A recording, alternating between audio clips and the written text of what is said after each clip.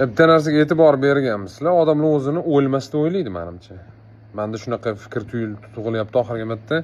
Ko'chada mashinada yursangiz, telefonda yo'ldan qaramasdan orqa bilan yuradi mashinaga nisbatan.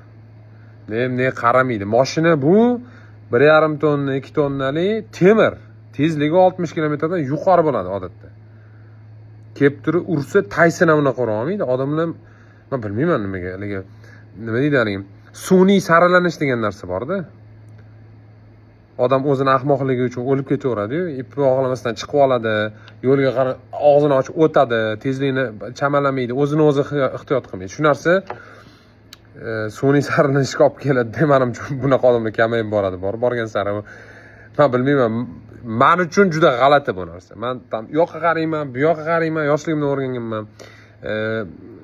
Tezda o'taman. Keyin peshixodda betoni bor deb o'ylaydi ko'pchilik. Peshixodda betoni bor deb o'ylaydi. Peshixodda beton yo'q. Ahmoq shopirlar nechta? Kelib turib bitta uradi, Susanbelga qarab uchib ketasiz. Hech narsa qila olmaysiz, Terminator emas unaqa odam. Nima deydi, agar shunaqa odam hozir kuzatayotgan bo'lsa, menga mashina hech narsa qila olmaydi, bu adashyapsiz, ishoning. Tekshirib yurmang yana gapimni.